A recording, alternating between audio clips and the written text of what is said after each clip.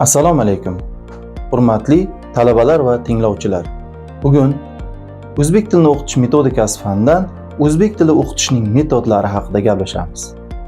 Ma'lumki, dars ikki yoqlama jarayon bo'lib, unda o'qituvchi ham, o'quvchi ham faol ishtirok etadi.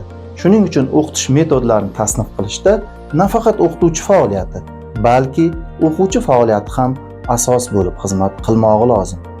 Ona til darslarida qo'llanadigan o'qitish metodlari nafaqat bilimlarni bayon qilish yoki uni mustahkamlashga xizmat qilishi, balki o'quvchilarning mustaqil bilim olishini ham hisobga olishi, ta'lim jarayoniga izlanuvchanlik, tadqiqotchilik unsurlarini qo'shishi orqali ijodiy faoliyatga tayyorlashi lozim. Ana shu nuqtai nazardan qaraladigan bo'lsa, metodist olim G'ulomov ta'lim metodlariga to'xtalib o'tish lozim. G'ulomov ta'lim metodlarini dastlab quyidagi ikki guruhga ajratadi. Birinchisi o'qituvchi faoliyati bilan bog'liq metodlar bo'lsa, ikkinchisi o'quvchi faoliyati bilan bog'liq metodlardir. O'z navbatida o'qituvchi faoliyati bilan bog'liq metodlarni yana ikki guruhga ajratish mumkin. Birinchisi bilimlarni tayyor holda bayon qilish, ikkinchisi bilimlarni muammoli yo'l bilan bayon qilish deb nomlanadi.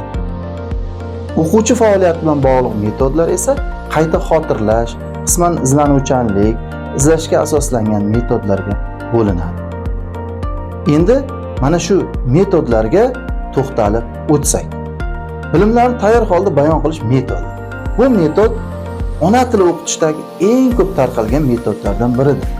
Bayon yordamida murakkabroq, ayniqsa o'quvchilarga oldindan ma'lum bo'lmagan ma'lumotlar izohlanadi. Ko'pincha til hodisalarining mohiyatini tushuntirish, o'quvchilar bilimidagi bo'sh tomonlarni to'ldirish, qo'shimcha ma'lumot berish, savollarga javob qaytarish maqsadida bu metodga murojaat qilinadi. Bu metod juda ham yaxshi metod, lekin buning ijobiy ham, salbiy ham tomonlari bor. Ijobiy tomoni vaqtni tejash imkoniyati tug'iladi. Bu o'z navbatida bilim, malaka va ko'nikmalarni mustahkamlash va takrorlashga ajratilgan vaqt miqdorini ko'paytiradi. Va salbiy tomoni esa bu jarayonda o'quvchining fikrlash faoliyati ma'lum darajada chegaralanishi. Ko'p hollarda o'quvchi ta'lim jarayonining faqat tinglovchisiga aylanib qolishi mumkin ekan. Ona tili darslarida bilimlarni muammoli yo'l bilan bayon qilish metodi.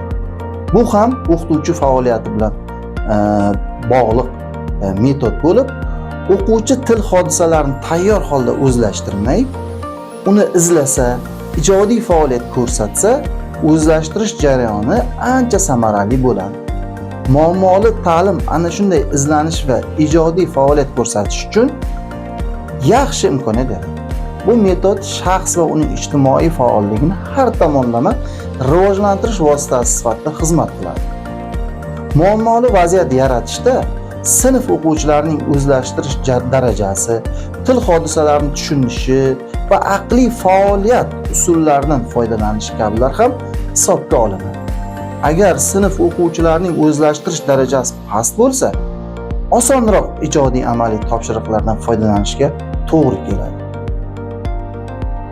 Ona tili darslarida o'quvchilarning mustaqil bilim olishini quyidagi 3 ta metodga ajratish mumkin. Yuqorida aytib o'tganimizdek, bular o'quvchi faoliyati bilan bog'liq metodlar bo'lib, birinchisi qayta xotirlashga asoslangan metodlar, ikkinchisi qisman izlanuvchanlik metodlari va uchinchisi izlanishga asoslangan metodlar hisoblanadi. Bu metodlarning har biri ona tili mashg'ulotlarida o'quvchilarni faollashishga turlicha ta'sir ko'rsatadi. Qayta xotirlashga asoslangan metodlar bular o'quvchi oldida muayyan bir qiyinchilik yaratmaydi va u tayyor o'quv materiali bilan ish ko'radi. O'rganilgan til hodisalarini xotirada tiklash, topshiriqni to'laligicha muayyan andoza yoki namunaga qarab bajarish kabi shunday topshiriqlar sirasiga kiradi. Ona tili mashg'ulotlarida bajariladigan bir qator ish turlari, jumladan ko'chirib yozish, izohli yozuv, saylanma diktant, muayyan andozaga qarab bajariladigan fonetik, leksik, morfologik, sintaktik tahlillar berilgan she'riy matn mazmunini nasriy yo'l bilan bayon qilish kabi topshiriqlar o'quvchilardan bilimlarini xotirada tiklashni talab etadi. Qisman izlanuvchilik metodi. Ikkinchi bu metodimiz qisman izlanuvchilik metodi tarkibidagi, demak, muhim narsalardan biri shuki, demak, nuqtalar o'rniga zarur harflar, kelishi qo'shimchalari, so'zlarni topib qo'yish, ma'lum bir so'zni uning ma'nodosh, uyadosh, qarama-qarshi ma'noli so'z bilan almashtirish, berilgan gaplar yoki matnning mazmunini saqlagan holda shaklni o'zgartirish, berilgan tayanch so'zlar yoki so'z birikmalaridan foydalanib gaplar yoki matnlar tuzish o'quvchilardan qisman izlanishni talab etadi. Chunki bu topshiriqlarni bajarish jarayonida o'quvchi ma'lum darajada yordam oladi. Berilgan so'zlar, so'z birikmalari va gaplar o'quvchida, demak, topshiriqni bajarish uchun ko'mak bo'ladi. Uchinchisi, izlashga asoslangan metod hisoblanadi. Izlanish til materiallarini ijodiy faoliyat ko'rsatish bilan o'rganish demakdir. Shubhasiz, o'quvchi ona tili mashg'ulotlarida ma'lum bir yangilik kashf etmaydi, balki berilgan ma'lumot mazmunini ijodiy yo'l bilan o'rganadi. Bu metod o'quvchidan oldin o'rganilganlarni tamoman yangi sharoitda qo'llashni talab etadi.